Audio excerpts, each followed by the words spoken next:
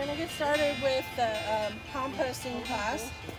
My name is Sarah Ryan. I'm the environmental director for the Big Valley Band of Pomo Indians. I've worked for them since 2001, so going on like the 22nd year or so. It's been fantastic working for the tribe. I have been doing composting classes for tribal health for the last several years, and it's mainly because you know, I don't have formal training in it, but I've had a garden for so long, I've been doing composting for so long, kind of figured out some tips and tricks. We have a compost pile at Big Valley EPA. We're on Soda Bay Road. There's a sign on it. Always feel free to stop by. We're at 1490 Soda Bay. And there's a sign on the front of the building that says Big Valley EPA TIPO, which is Tribal Historic Preservation Office on Public Works. So it says all that on the sign. Just stop on in and you can, I'll show you our compost pile, which we have there. And that compost pile is where we put all the food scraps from the office and all the food scraps from the Thule Boat Festival and any other events that we're doing. Big Valley EPA always likes to have a composting bucket out there for food scraps. And not only food scraps, but y'all have probably seen in the stores now, they have compostable utensils like forks and knives and spoons. There's paper plates, there's paper napkins in your own compost pile. And what we do at Big Valley EPA is we put all those things in our compost pile because it does break down. It's paper products, it does break down. Now some people will be like, well, those you know, what about the inks and stuff? I got to tell you, well, when we buy paper plates for events, we'll get the ones that are that don't have all the writing on it or the colors.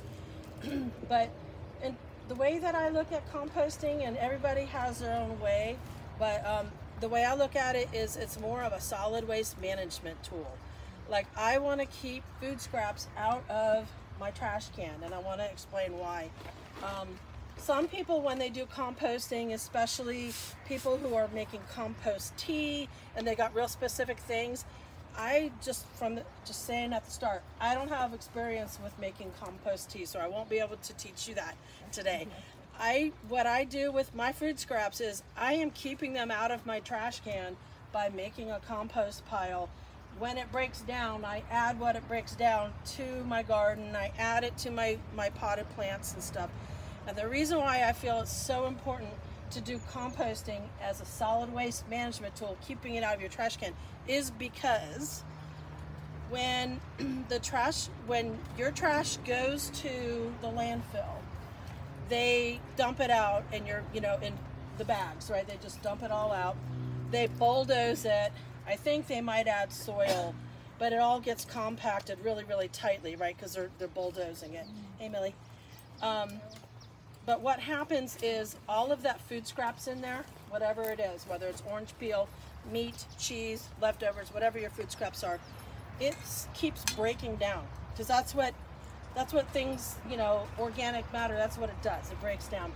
But when it's breaking down, when it's compacted in a landfill, it creates these gases. It creates methane gases. There's a really easy way to keep your food scraps out of the trash. The other thing is, about 25% of a person's trash can ends up being food scraps. That's like the average American, kind of, if you're doing a survey of people's trash cans.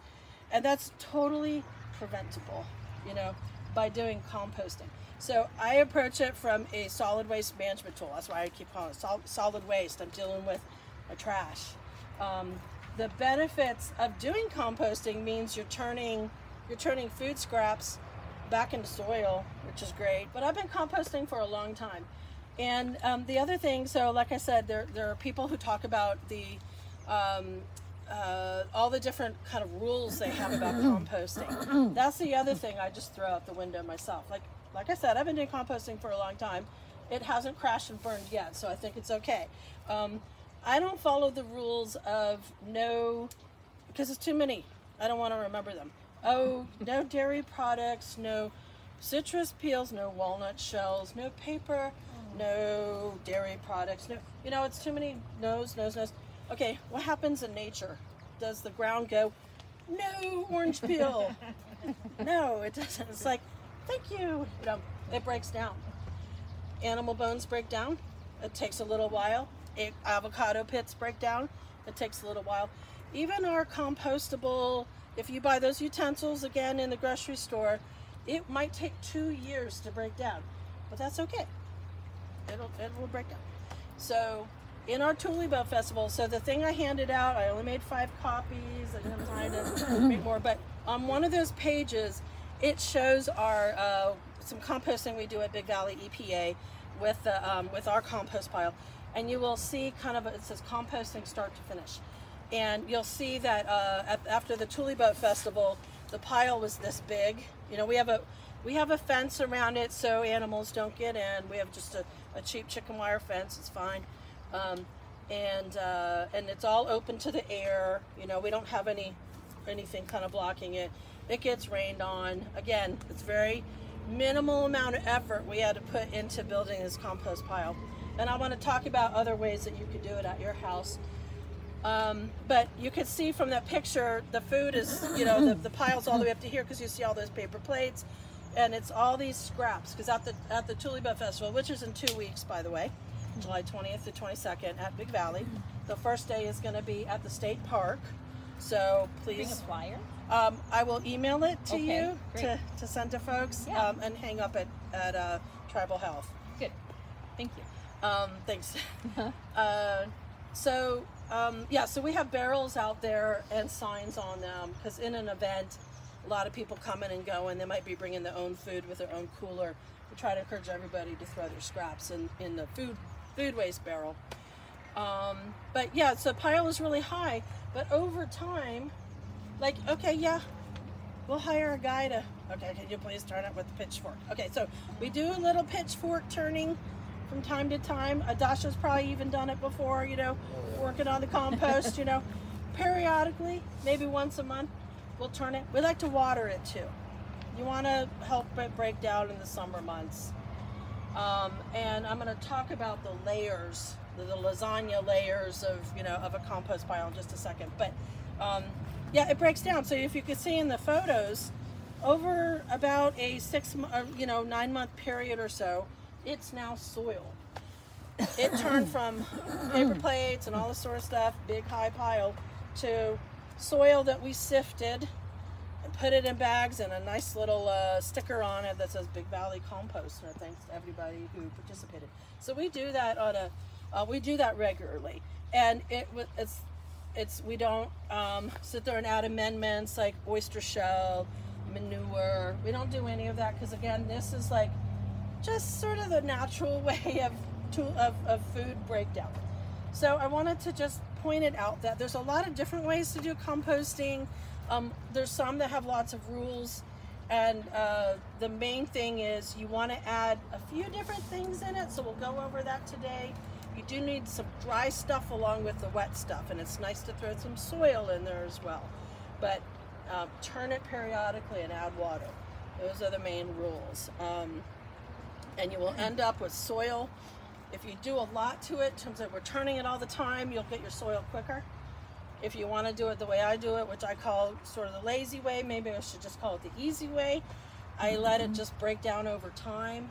I throw stuff on top of it, but you want to, after a while, once it gets sort of high, it's like, okay, I'm going to start a new pile. Turn this pile, get one of the grandkids to turn it, get one of the guys to turn it, or a woman, you know, I'm not saying, yeah, anybody can turn it with a pitchfork.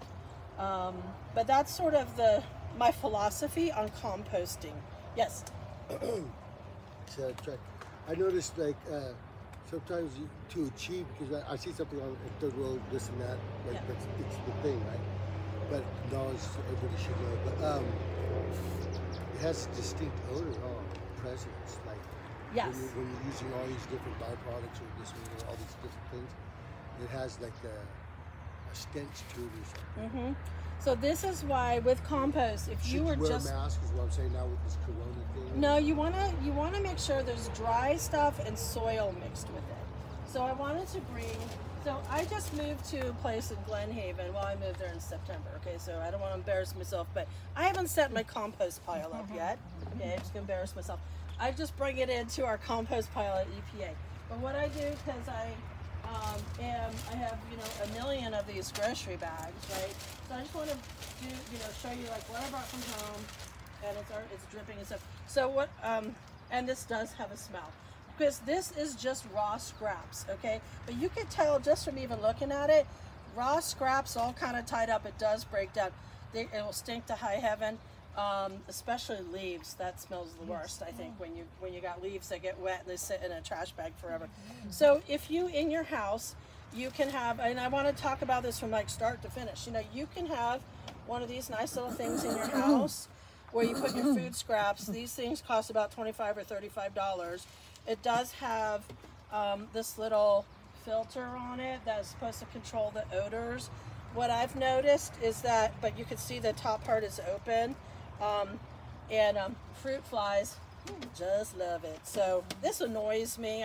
These things annoy me because they will, you end up getting fruit flies. Or any little bug that is gotten into your house likes to buzz all around this stuff, and it's just annoying. But you can use this.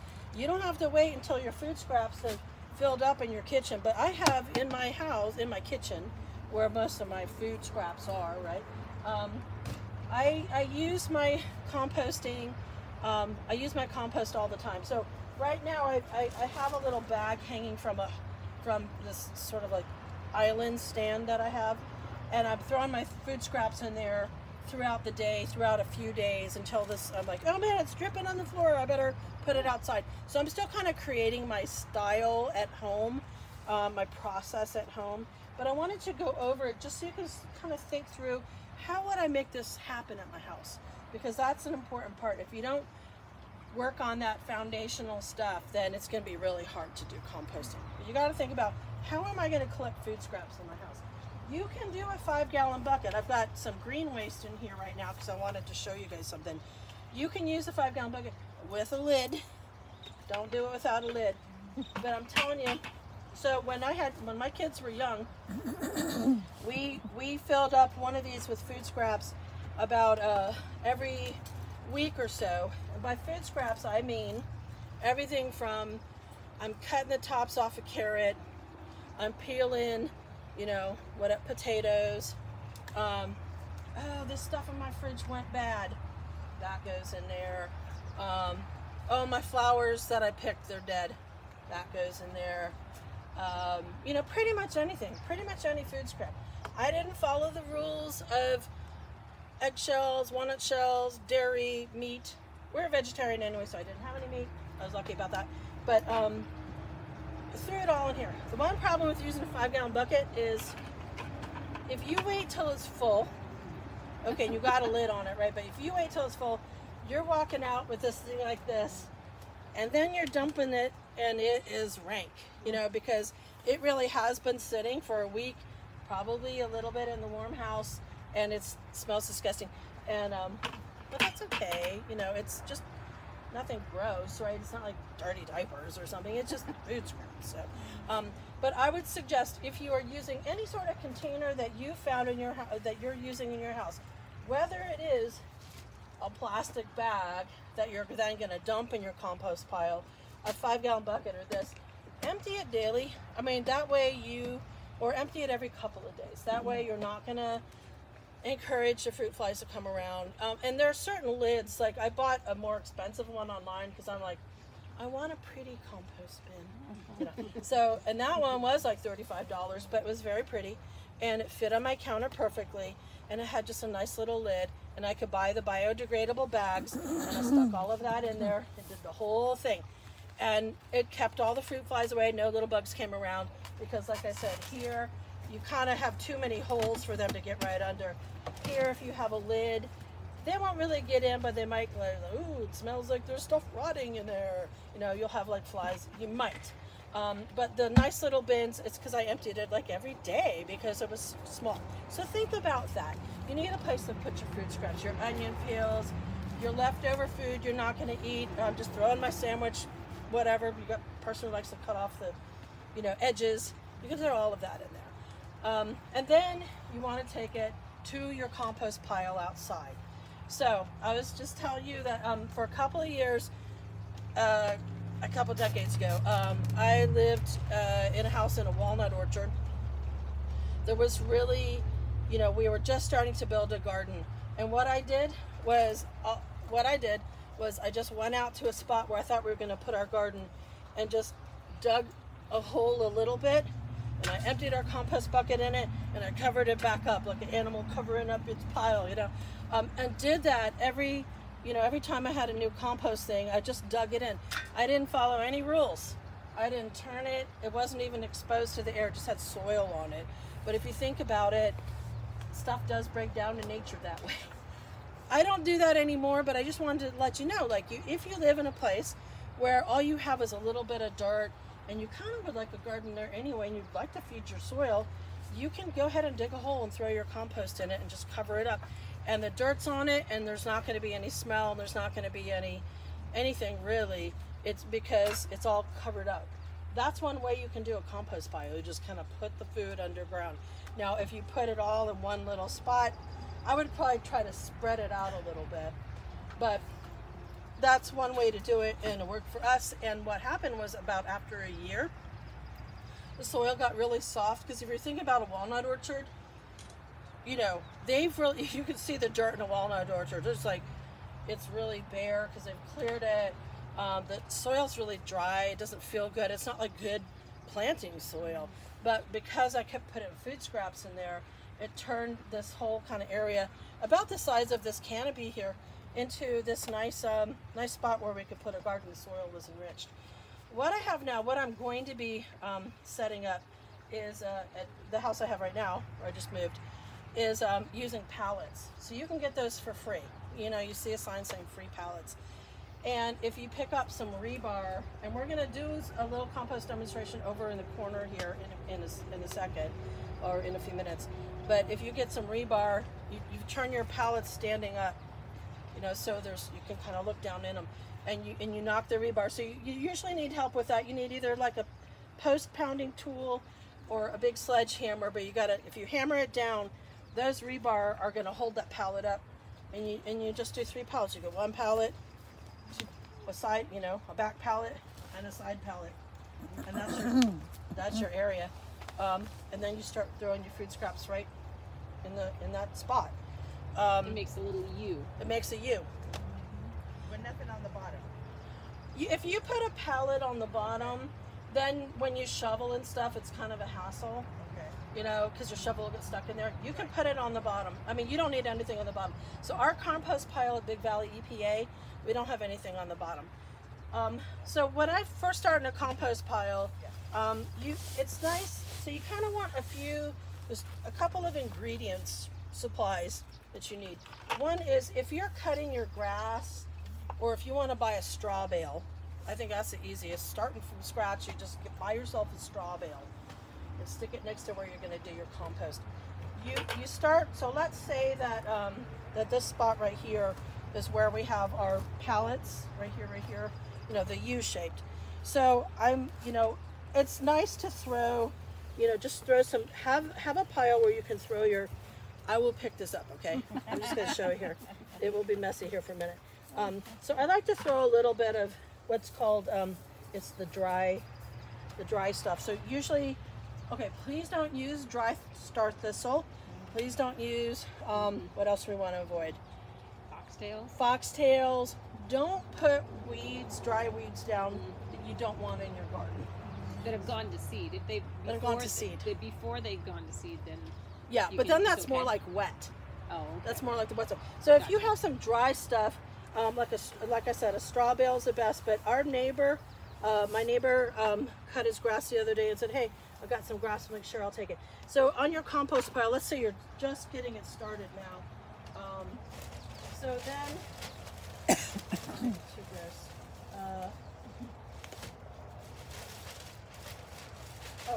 About a little thing. Okay, so you're putting your and this is not a hard and fast rule, okay? But this is just how I do it. I just put a little bit of straw on the bottom, or grass, and then here's some compost that I grabbed from my house this morning. This is like stale chips and moldy lemon, okay?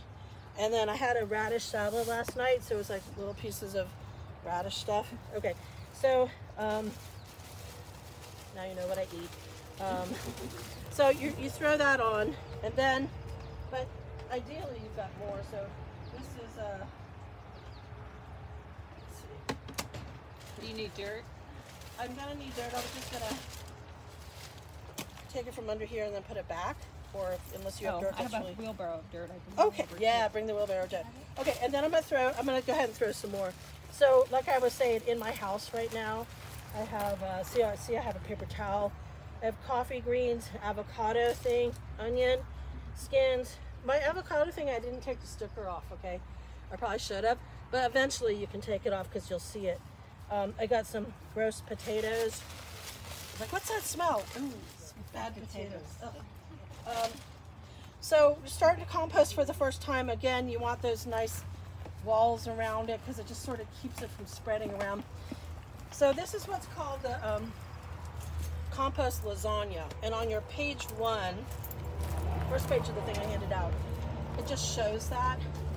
So the lasagna is, you've got, I'm going to move it forward so these ones can see too.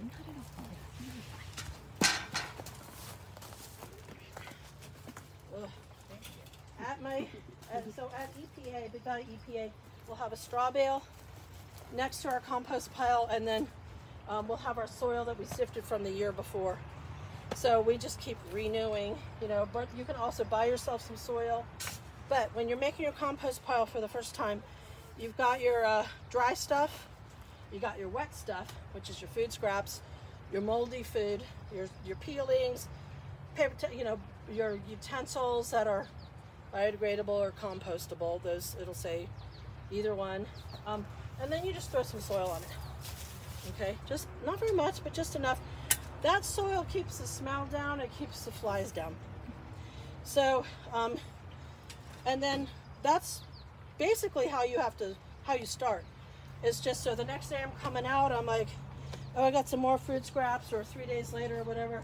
Like, oh yeah, my bag is starting to leak, or my thing is full. And you just throw on, okay, you just throw on a little bit more. Oops, I forgot to put the grass on, you know, no biggie. I have a lot of avocado peels in here, obviously. And then those take a little bit to break down. And you throw in a little more soil.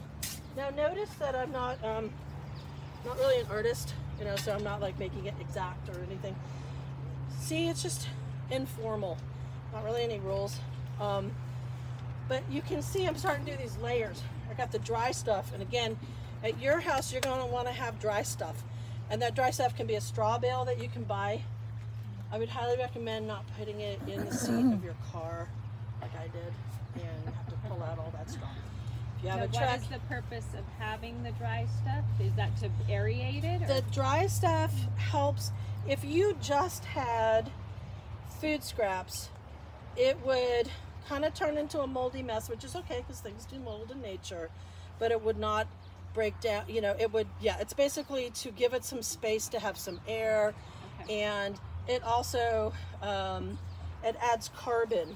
So it's one of the, you know, kind of building blocks of our soil is the dried up plants. So in nature, you can think there's soil that's usually there because we've got, worm poop, and that's part of soil, and stuff that's already broken down, that's part of soil, and kind of geological, you know, rock stuff that's broken down. So that's what our soil is. The dry stuff is what you'd see in nature. It's just like plants are dying, it's drying out. It's really just kind of what's happening out there, you know, in the field and under the trees. Things are dying, things are coming back, you know, things are living.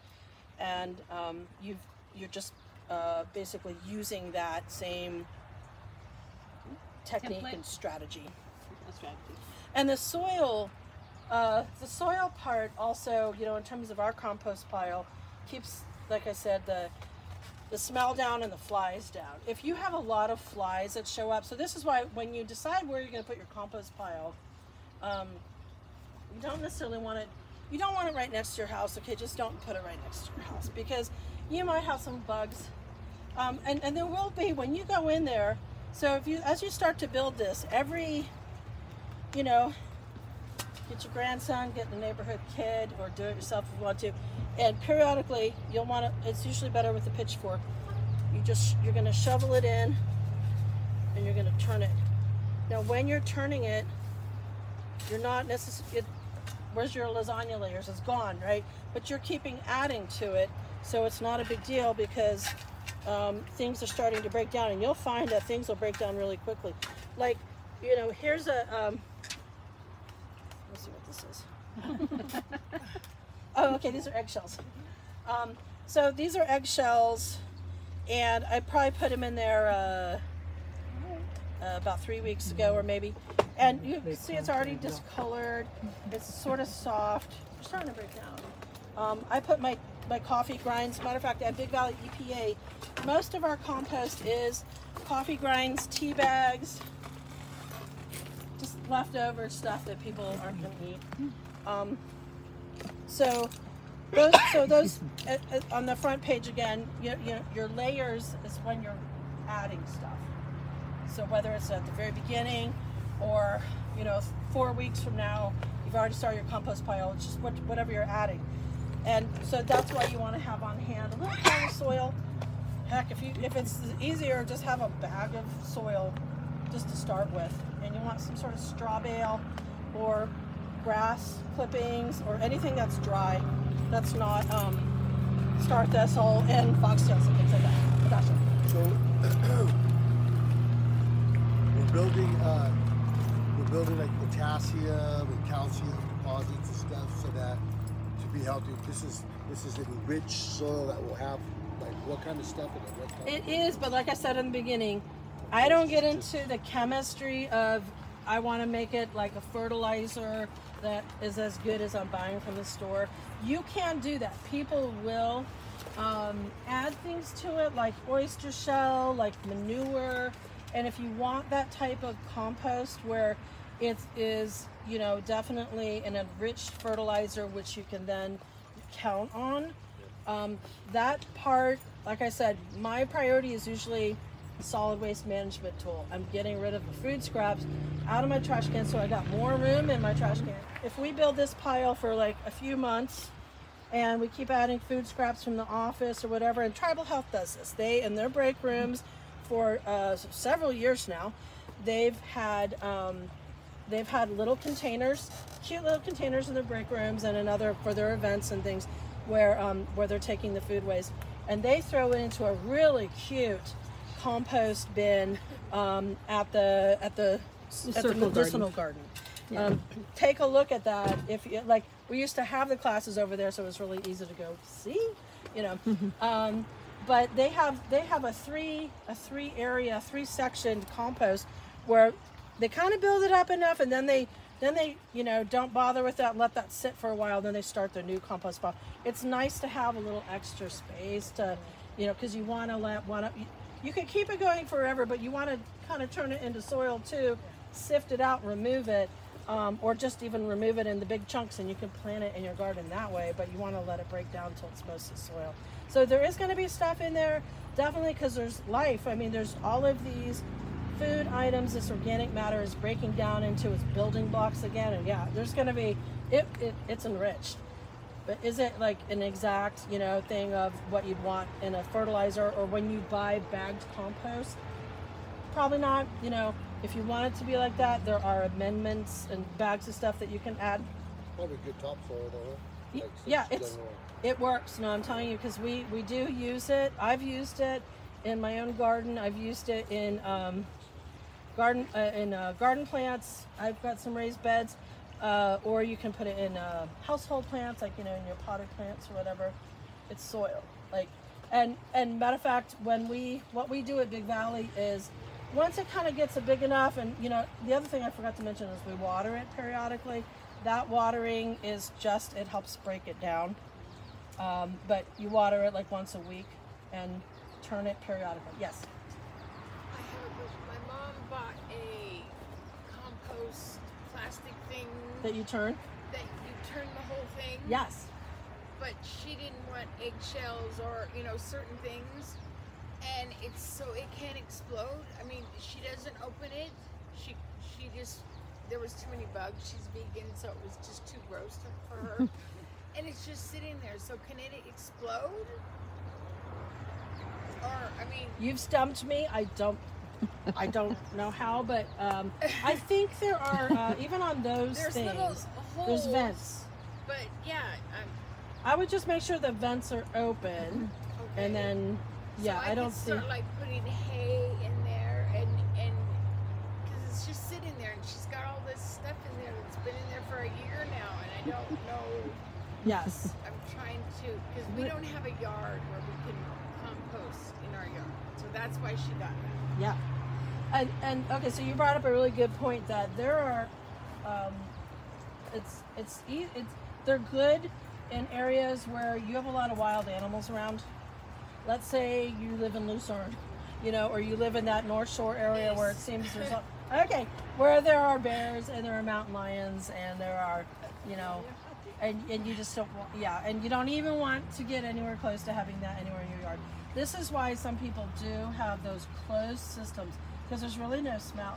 You know, you don't have an open. Matter of fact, if you have, I do like to put, you know, so even if you have with your pallets or with chicken wire, with the rebar holding it tight, it's nice to close it up. Okay, it's nice to have a gate. It's nice to put a fence around it because of dogs and cats. You know, at Big Valley, we have, we basically sort of recycled, you know, we found a gate, we used chicken wire, it didn't cost very much, but it's nice to keep the dogs and cats, you really want to keep the dogs and cats out because you don't want them stirring everything. So you really do want to fence it off in some sort of way, sturdy edges. It'd be really difficult for an animal to get in. So when you get a chance, like we were saying, if you go to the medicinal garden over at Lake County Tribal Health, you'll see how they've got a 3 compost system. So in a place where you decide you want to use one of those barrels instead, okay, first of all, those things are a couple $100. That's why I've never bought one myself to use. Those things have a little bit different rules, and I haven't used one, so I can't really say for sure what those rules are, but I think you don't have to add stuff like you do here. It's really a closed system. You're turning it, you're cranking the thing. Well, it just flips the whole thing. It flips it. So that is aerating it. That's making, you know, that aeration helps break down the food scraps and stuff. And I don't think you have to put soil. I don't think, you know, you don't have to turn it. So if I were you, you know, turn open the vents, like see, there should be vents. And then just dump it out, and then you can start from scratch with the thing. So dump out the stuff that's in it, which should be broken down soil now. It should be by now, yeah, because we was taking all of our, and taking it up the hill, but, you know, there are mountain lions and stuff, but we feel bad for the animals. Yeah. Well, you know, some people do, like, some people are like, I'm just going to feed my food scraps to kind of the neighborhood animals, and they take it a certain distance and they put it out there. And I think that's better than throwing it out in your trash can. But you also have neighbors, you know, and you don't want to draw unwanted animals, so you got to just kind of weigh that, you know, just as a member of a community. But at least it's not putting it in the trash. Question: most of my food scraps I feed to my chickens. Yeah, that's great. That's awesome. Things like, you know, banana peels or orange peels. Can you just compost with a minimum amount of stuff, or should? Yes. Yeah, absolutely. But if you're doing an outside compost bin, just make sure you've got some soil and some dry. But yeah, it can be like I said, a Big Valley EPA. Most of the time, it's coffee grounds and something that went bad in the fridge. I'm not going to blame Adasha, but you know, I might should. It's, you know, something went bad in the fridge and coffee grounds, and that's totally fine too. And then periodically you might have some leftovers. I think it is stuff awesome. like from the garden that went to that bar. Yep. Now it's nice to have a compost pile in a garden area, because whenever, and again, you don't want to throw your bad weeds in there, because whatever you put is going to be turned into something for a garden somewhere. You want to keep all that out if you can. But yeah, if you have you know, anything that's your pruning that's died or whatever at the end of the season, throw all that in your compost pile.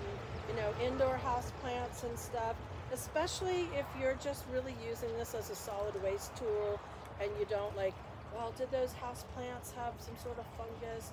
You know, I mean, just use your best judgment. If you feel like maybe I don't want to throw that in because this has some issue and it might show up later and be a problem for me, then throw that away or in the trash can. But for the most part, this stuff will break down if you have, especially in an outdoor system, you know, something like this will be broken down in probably less than a month, most of it. What I do, if it's time, if I'm like, you know, I'm looking at this pile and if it looks like soil, okay, now there's some, you know, stuff I can recognize. That's what happens. Your compost actually starts at the bottom. You can see it from the side. And that's why it's nice to have like a chicken wire or a pallet compost area, because you can see through it and you can see, oh, it's all that soil.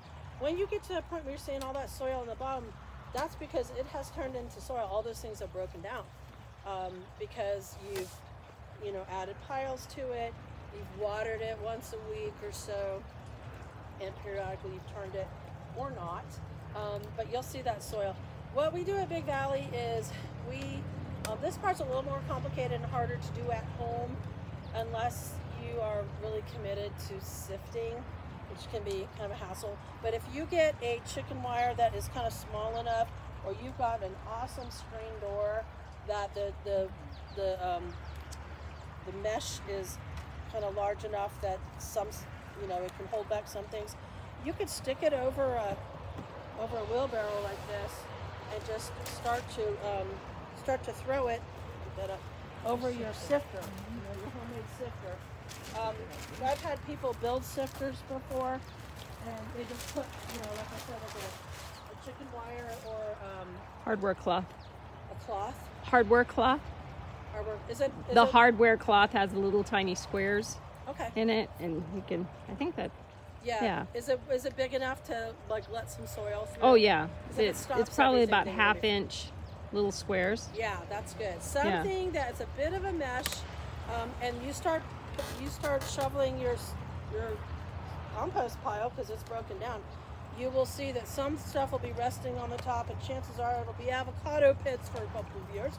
It will also be your compostable / biodegradable utensils. Like I said, that takes a couple of years, and maybe a few other things. Yeah.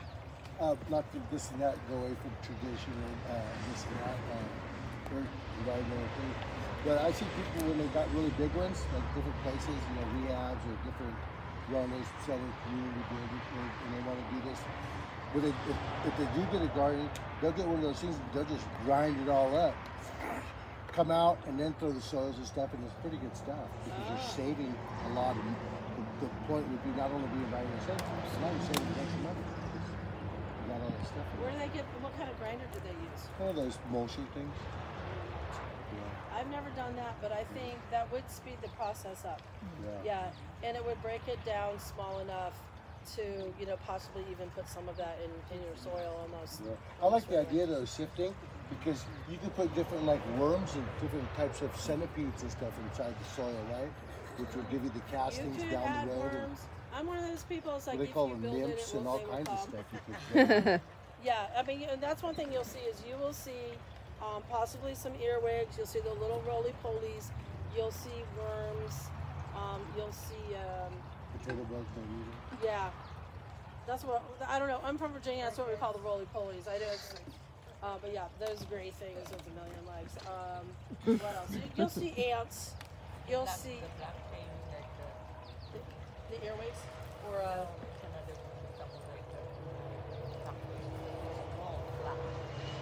okay. When you have a lot of compost, yeah, you'll see some stuff, and like, you know, these things are just trying to eat it, and you know, it's like what happens in the field or under the trees. It's very natural, so it should be fine. It usually is fine. Now, if you start seeing a whole lot of animals sort of congregating in your area, it might be too wet. You want to make sure that you've got enough dry stuff in there with your soil and your dried green waste, your straw bale, or your grass clippings. That yeah, I don't know. You don't want to turn it into a swampy mess, okay? Because it'll smell, and so you want to keep it dry enough, but wet enough to break it down. And you'll know that it's sort of like a recipe. Just got to kind of try it out, see what seems to be breaking down. You should start seeing it break down within a month. Does someone have their hand raised here? Okay. What other questions? Is this? Yeah. Do you sell your dirt at your place? At Big Valley, we have we've handed it out on Earth Day. So we made this cool sticker, and there's a picture of that on the handout. It's a little bit hard to read, but we made a cool sticker. It said, "Here's compost from the Tulip Festival." It's so cool to hand that out. And yeah, you sell so it? no, we just hand it out at Earth Day. So we don't. But so yeah, come to next year's Earth Day, and you'll get yeah, it's free. Yeah, so come to Earth Day. We usually have it, right around April 22nd of every year, which is Earth Day, and we should have compost that. And we just bought, buy some bags. It's very informal. Buy some bags. We made these stickers a little while ago. We popped that on there and just hand them out so people can use it. But at your own house, if you start yourself a small compost pile, whatever size you can manage, and just know that it's not as complicated as sometimes you see on YouTube or people talking about it. It really, if you think about what nature does, it breaks stuff down. You want to make sure you've got that sort of lasagna thing going where you've got your wet food scraps and moldy stuff, whatever, vegetable peelings, bone, whatever you want to throw in there. Because like I said, I'm of the opinion the stuff breaks down. I know at Tribal Health, they did not want napkins, paper plates. That would look unsanitary. It'd be like, this is a medical facility. It's a health facility. It would look weird. But at your own house, you can do that. And think about, buying the stuff that doesn't have the inks in it. Actually, think about using, plates you can wash and not like paper plates and, stuff like that. So that's the best thing. But if you have an event going on, you have biodegradable plates and your paper plates, this is a way to get rid of them. And you think about how much space that takes in a trash bag. You'll save yourself so much space in your trash cans if you take your food waste out. And you stick it in a pile, get yourself some soil, just make a pile of it, get your straw bale or your grass clippings or your leaves. Make sure that they stay dry, because in the wintertime, or even if you put them in a trash bag, they'll get all moist and start breaking down. So have something dry. That's why I say straw bale is easier. And just start layering it. Periodically turn it over, water it once a week, and it will break down. And then when you want to sift it, or you just want to kind of scoop it out and get the bottom stuff, because it's all nice looking soil. You might have a few big things to pull out, but not many. It will break down. So that's my no rules, easy/lazy way of composting, and it works every time. Yeah. So, I know you said you were a vegetarian. You said that bones and stuff is good. I always put, like fish bones, and I put chicken bones. But what about like chicken skin or actual meat? Well, at the Tulipa Festival, we have a lot of meat. Okay, like the third day, we have a big tri-tip barbecue. There's never any leftovers of the tri-tip. I don't think any of that went bad. But we do also serve chicken and stuff like that. So in the Tulipa Festival food scraps, there's always bones and chicken skin or whatever, like whole plates of food that a kid took one bite out of and said, I'm done, all that type of stuff. And yeah, we will literally, if you go to our food waste bin at the Tulipa Festival or any of our events, you'll see everything in there. It'll be like, uh-oh. But it's because it's compostable / biodegradable utensils, it's paper plates and napkins, and it's the food scraps. All of it can go in there. It makes it really easy to clean up. And yes, it all breaks down. Yeah, I think a lot of people don't do it because of the animals. They'll come for the meat more than they would for the nasty but they don't. Yeah, but we have, so our compost area at the environmental office, it's in the picture actually, you can see it does have a gate on the front of it, and and like a chicken wire with rebar, and so it's the only thing that can really get up in there is, you know, a very cat that wants to climb all the way up the thing and jump in it. So, and they will get in there, and then it's like, oh well, you know. But yeah, it'll stay. Now, if I live in a place like Luzerne with mountain lions and bears, we wouldn't have an open one like that. I would not want to risk bringing animals to it. But in, you know, we live in that office is a place where there are a lot of dogs and cats. We don't have any issues. I've never had a dog come in and strew it all around. Never had a cat, you know, wreak any mischief. The birds might fly in and out and get stuff. But yeah, the animal, you're covering everything you're throwing in there with soil. I mean, you saw, like, you know, and you can even cover it. Like if this was the last thing I did, I might even, you know, just make sure that you don't really see anything. You've got most things covered. You can add more, cover it. It's going to take a lot of that smell away. It's going to take that smell away. And so it's going to be, it's not going to draw all the neighborhood animals because, like I said, we have a lot of dogs and cats in that one corner of the property that are in the area, and I've never had dogs getting into it. I have nighttime camera that actually shows in that area, and I don't see dogs trying to get in like, ever, and we've been there for a number of, you know, probably, I don't know, 4 or 5 years we've been in that spot now, and there are loose dogs that are, you know, from the whole neighborhood, the whole area. We have one of those roly-poly ones that you were talking about, that you turn. Which works really great because it is all closed. How do you add stuff to I that? have been, but I didn't realize I didn't have to. But it works fine. I haven't thrown straw. I've thrown leaves. Yeah, perfect. Twigs, you know, just the dry and some dirt, like little potting soil, and so when I'm changing soils, I throw all that in there, and it works great. How long does it? How often do you turn it? I turn it every time I put something in it. Which is like once a week or something? Until it gets too heavy, then I have to get help. It's like, okay, it's time to empty the compost. Yeah. But I started another one inside the garden that's just in a box, old planter like box. Like an open compost pile. Yeah. Okay. And the garden's fenced in, so the dogs can get in there. And then, so now you're doing you can almost do a comparison between how the two are. So tell us how your open ones do. Well, it takes longer actually than the closed one for sure. Yeah. And I just started it, you know, like last year. And, you know. Do you turn it at all, or do you just kind of? I pitchforked it a few times, you know. And what about ashes from the fireplace? I've added that ashes, but I don't have a ton of experience. I would sort of. I don't think. I know it's a shoot. I don't have a lot of experience with it. But I don't think you want to put a ton of it in there because I think it is more base. I think it will change the chemistry of it.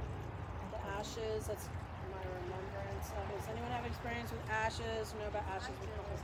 Yeah? I just sprinkle some. So you don't throw it all in there? No. Okay. I've sprinkled it in my beds in the off season, you know, and then I add the compost on top of that. The only thing I think of with the ashes, this is I think why I hesitate with the ashes, is because if you use any sort of starter thing that is got, you know, starter fluid, sort of use one of those fire burn little stick things, or the pressed logs, that has chemicals in it that I wouldn't really want to have in my compost. So, okay, yeah, if you're using just like literally wood and twigs, you know, for kindling and just regular paper, then I wouldn't worry about it. But yeah, if you're using those fire starter things. Pine cones work great. Pine cones, yeah. Blackberry Yes. Have you ever spotted any rodents in it? Like Rodents? Yeah. No, I have not spotted rodents in my compost, but I do think it's entirely possible. That, I mean, if you have a garden, they will probably be kind of hanging around anyway. So yes, I would say it's entirely possible that you could be calling all animals to your spot, which is one reason why it is good to put it in a corner of your property or a little bit far enough away. But I've not seen, you know, I haven't seen like rodent holes in you know, burrows or anything. I haven't seen them in the yards. I've seen no evidence of that at Big Valley. At the last place where I lived, we had a few cats. it's sort of like what you have with your chickens. It's like, it's nice to have like a closed loop, you know. So most of your food is going to something else, which is making manure, which is making your soil richer. And eggs. And what? And eggs. And eggs. I think that's ideal. If you have cats, they'll keep stuff down. But yeah, I would say if you're in an area where it's kind of a known, like there are people who are treating their homes for rodents, a closed system might be a better way. And again, a few $100s. Where did you get your closed system? Do you know? She probably got it at Costco or Mindo Mill, but it's like a barrel. Yeah. And it's on a stand. So, you know, it's It's pretty. I think people probably could even make them if they wanted, but Yeah. I'm not really a handy person like that, so I would never. But Well, she doesn't, I don't know, because she's seen bugs and stuff in there. Well, okay, that's what it's supposed to have, right? that is called life. Yeah. So, but I do have another, so the place where we was putting the vegetable or the, you know, scraps and stuff for the animals is an empty lot that nobody takes care of. Oh yeah. So I could go up there and pitchfork it and have like a open, you know, what they don't. Okay. Yeah. Perfect. Because it will break down. I know people who just kind of like throw all their leftovers and they don't really kind of do compost with it. I think this is better because the soil is, and what you could do is, if you don't want to have a soil pile there, is literally dig right next to it and get the soil from right there and cover it up, you know? And, but I would try to put a straw bale out there or something where you've got dry that you can add to it. Because the soil and the dry stuff is an important part of making sure it stays covered. It helps break it down, and it also helps with the aeration of it. So make sure you've got that as part of it. Okay, thank you. You could also put chips like this. Chips like this. I think you could. Yeah, I think you could. They're a little bit on the large side, but it would, because the goal of adding the straw or leaves is that it will break down because you're turning it and you've got all these bugs, you know, you've got breaking down and some insects in there. And, you know, pretty soon it turns into soil. When you got something like this, it really is like, it's going to take a while for it to break down, but it will. But just make sure you're not using like the red dyed one. You don't want to put anything that has obvious chemicals or dyes in your compost because, you know, you are going to be adding this to your garden. You just don't realize. A neighbor years ago that actually took an old garbage can and he drilled holes in the bottom and he had drilled holes on the sides, and that was inexpensive. The way you put it on 2 bricks, you know, so it wasn't totally on the ground and it was irrigated. How did he turn it? I like that idea. Yeah. He turned it with the pitchfork. Okay, but it did keep it enclosed, and it did, probably so you have critters. yeah. We had raccoons and and it worked really well. And did he put some soil and kind of dry stuff in think there? so. It's like I like that type of innovation. So Yeah. you're not necessarily going to be turning it. You're still going to do the pitchfork, but it's breaking it down using a trash can that he drilled holes in. So it was a metal trash can or Yeah, plastic? it was metal, but I bet you plastic would work too. Plastic, yeah. The dark plastic would probably be better than the hot metal. Yeah. And make it, you know, as you're thinking through, you know, from everything from your kitchen of how you're going to put your food scraps in, to where in your yard, to what type of container. As you can see, there's a lot of choices. As a matter of fact, in the papers I handed out, there's even, I just did a Google search on compost piles or bins or something, and you could see all of these different options that people use. So they can use the pallet, they can use so trash cans, those little roll things, what they have at the medicinal garden over at Lake County Tribal Health.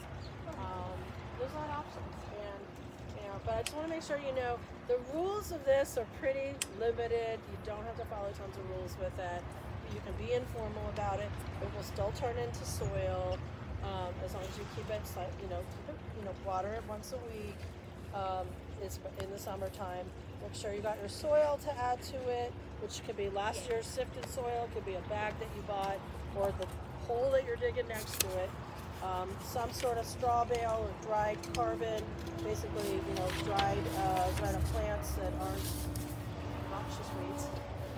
And just build your, Would you use oak leaves? yeah, definitely use leaves. Yeah, leaves are good, oak leaves, any kind of leaves, yeah. I did want to mention, if you buy compost that's in a bag, know that, and also, what's that place, Quackenbush at the landfill in Clear Lake, they have some sort of composting system. And in order to sell compost in California, it has to be heated to a certain temperature. So in the world of composting, formal composting, you are trying to get your compost pile to heat up. And I didn't really talk about this today, but that is, if you are doing it, you can do the hot compost, which will break things down quicker. It needs to get up to a certain degrees. That's what they do in compost facilities where they're selling their compost. And it has to reach a certain temperature to kill any bacteria that came about because they've got a commercial composting system. The method I'm talking about is a little more like a cold compost, which is you're piling it, you're keeping it wet, you're turning it periodically. It's more what happens in nature. It will break down, it does break down, but we're not trying to get it at a certain hot temperature. Oftentimes compost systems, formal kind of official ones, they'll add manure or something that'll really heat up because it's breaking down and really heat that up. And all of that is good. It's all good. It's a good way to do it. If you, at your own home, you don't have to do it. You know, you can break your food down with your plant scraps and all of that, meal scraps, in an open system or a closed system like we talked about with the trash cans or by the turn thing, and it will still break down, and you kept it out of your trash cans, you kept it out of the landfill, and you make more room in your trash can to throw in actual trash, and you're actually feeding your soil because you're creating, you know, you're turning your food scraps into a resource.